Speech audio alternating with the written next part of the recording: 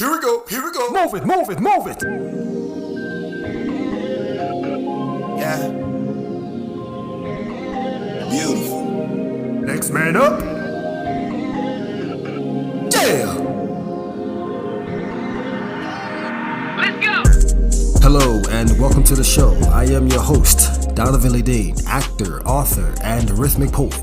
You're now tuned in to Next Man Up, Poetry in Motion, where the mission is to provide the essence of poetry in motion, promoting peace, love, and growth for the existence of humanity and the culture.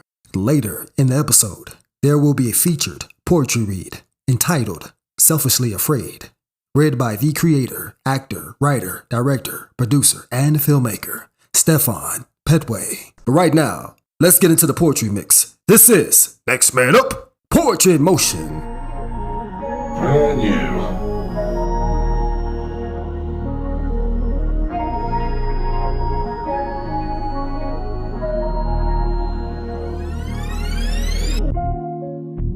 Tyrant. Me. Tyrant. You know what? The only reason why you believe I'm a tyrant is because you never want anything. See, you don't know what it takes to compete. You don't know me, you don't know my motive. You don't know that my intent is legit. You don't know that I'm humble and kind. But see, my kind nature is incompatible to the nature of these ruthless bad boys of the league who's eager to make a name for themselves by breaking your neck on the field. You don't know that my passion for winning and making these men great in their craft incites for me to pop them in the mouth to prepare for battle. You don't know that I yell at my men to make them see that they're not ready yet and it will take much more grit to compete.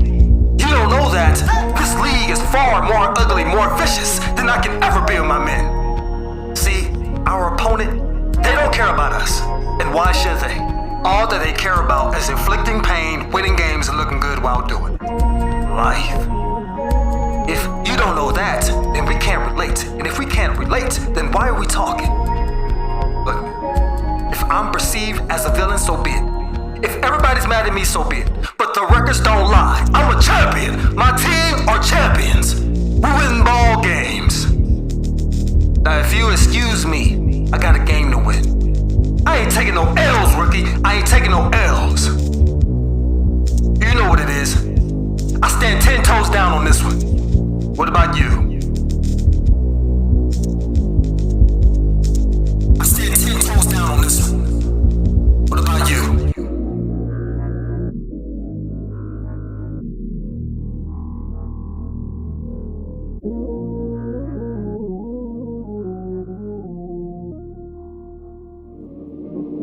A part of me died, somehow I'm still living. So empty and bare, and yet I keep giving. Who am I now, without definition? I'm quite a machine for a man on a mission. A drone, if you will, with full automation. And under control, a programmed dedication. My circuits are veins with electrified cells with no breaker for breaks or vacations. Oh well, oh well, oh well.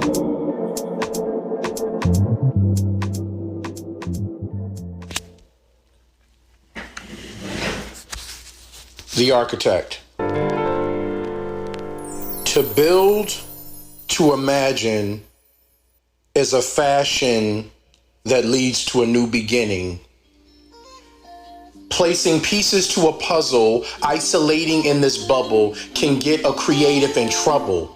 But trouble's the only way to make a statement. To see a world only in one way, as if it were any given Sunday, is a blasphemy. Hey, I'm not special, I'm just an architect. Taking what was once in the ground and turning it into a multiplex of ideas, of truth, of proof to the youth that you can look into others or something and identify you. Blueprints on the table, don't mind the ink stains. My excitement leaks through the design, from the screws all the way to the different colors of paint. The world that I want to build could kill Bill, but that's all fiction to the glorious bastard's description. The depiction of richness shifts this interest, reimagining the invictus, shiftless, empty, bottomless, pitless mentality of a racist's interest. I'll repeat.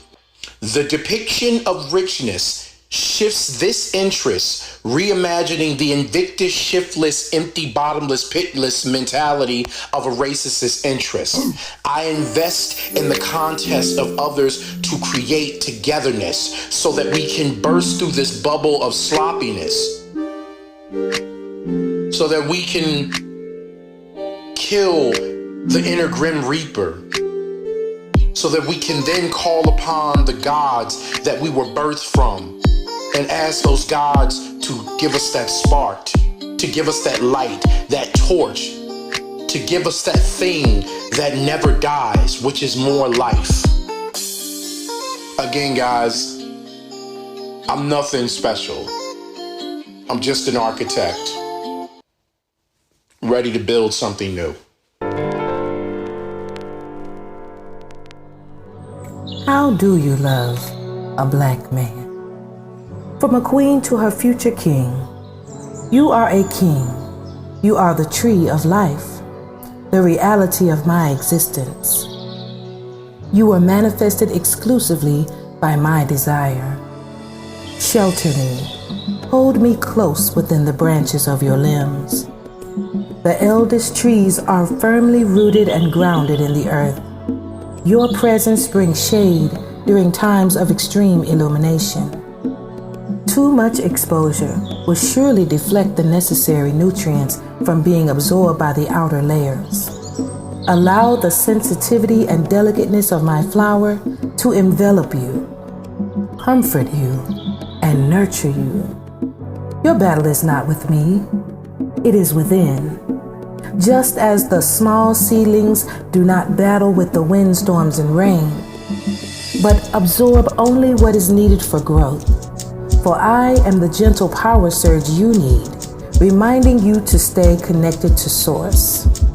Be that shining example of the lessons you teach, so that the student may have trust and confidence in their master. For the master must always remember that he too was once just an unfortified vessel, waiting to be filled. How do you love a black woman? He watches longingly as her sundress sways in the breeze, paying close attention to the playful way her curvaceous silhouette is barely visible underneath the lightweight, almost sheer fabric. He notices her hair, still in its natural state and delicately twisted like the tiebacks on his mother's front room curtains. The deep bronze color of her skin reflects the warmth of the sun and complements the warm colors in her garment. He waits anxiously for the expected glimpse of her beautiful smile and desperately searches for something clever to say that could possibly encourage her to engage him in another stimulating conversation. The beaming heat of the summer sun in no way compares to the explosive chemistry between these two beautiful black souls. Their unspoken desire can be felt by every living creature within a specified radius. Their telekinetic love blossoms like a calla lily, ready to capture the sweet nectar of unimagined ecstasy. To be continued. Here we go, here we go. Next man up.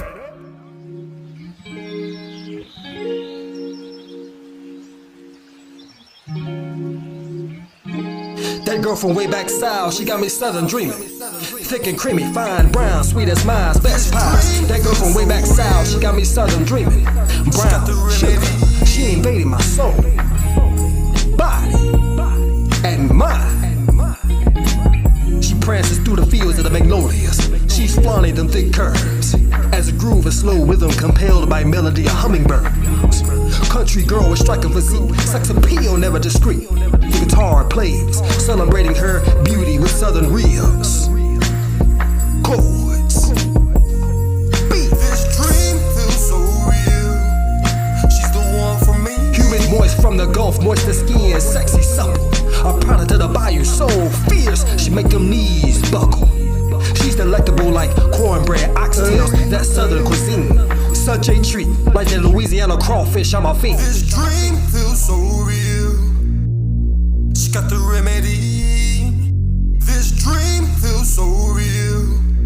She's the one for me, yeah. Affection runs deep like OGs for classic Impalas and Cadillacs. That thing, ride slow. Sway, swerve. What she advertises is fact. She got that fire, hot sauce with intellect, that southern swagger. The culture stretches wide along mosquito creeks and swamps. Nothing else matters. She's sweet as Georgia peach, southern vixen with hospitality. She got that good. A seduction too good to be reality. Man, look at how she moves.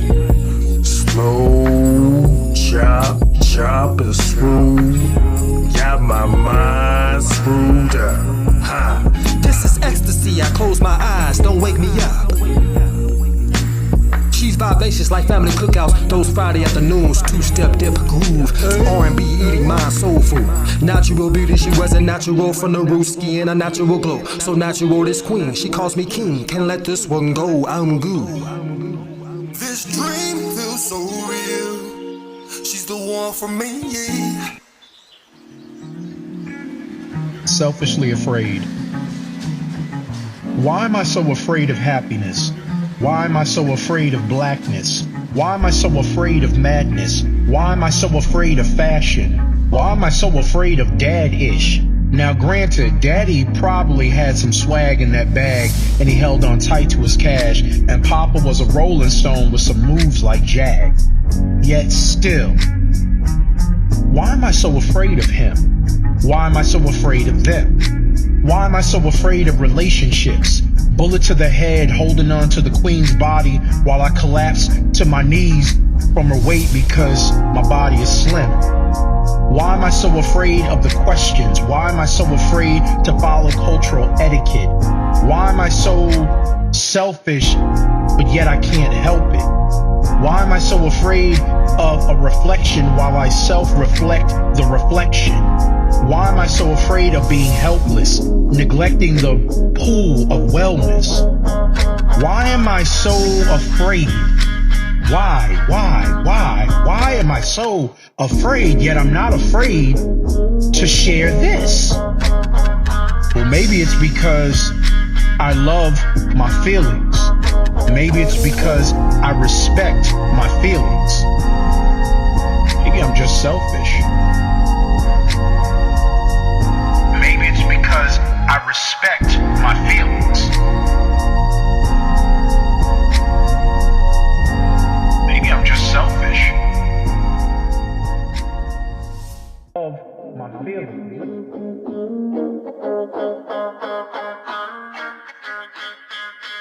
That was the poem, Selfishly Afraid, read by the creator, director, producer, and filmmaker, Stefan Petway, from Bridgeport, Connecticut. Before we go, I would like to conclude with a power message to uplift each and every listener and to get you in a good headspace. It's a message about assistance. Identify the ones that support you. They are the ones who will keep you hydrated to stay in the race to success. They are the ones that give you advice at your lowest, or would come to your games or recitals when no one else was around. You could count on them to be your cheerleader when you had nothing because they believed in you. Give them a shout out. It's your mother, it's your father, it's a cousin, it's a friend before others came along pretending to be your friend. Acknowledge them because life is a roller coaster. You may be up right now, but you can easily fall back down. You may be scoring points right now, but you wouldn't have been able to score without the assist. Thanks for tuning in to Next Man Up, Poetry in Motion. I am Donovan Ledeen. You can find my poetry books, children's books, and coloring books on Amazon at booksbyledeen.net. I am Donovan Ledeen, actor, author, and rhythmic poet. Until next time, peace. Yeah!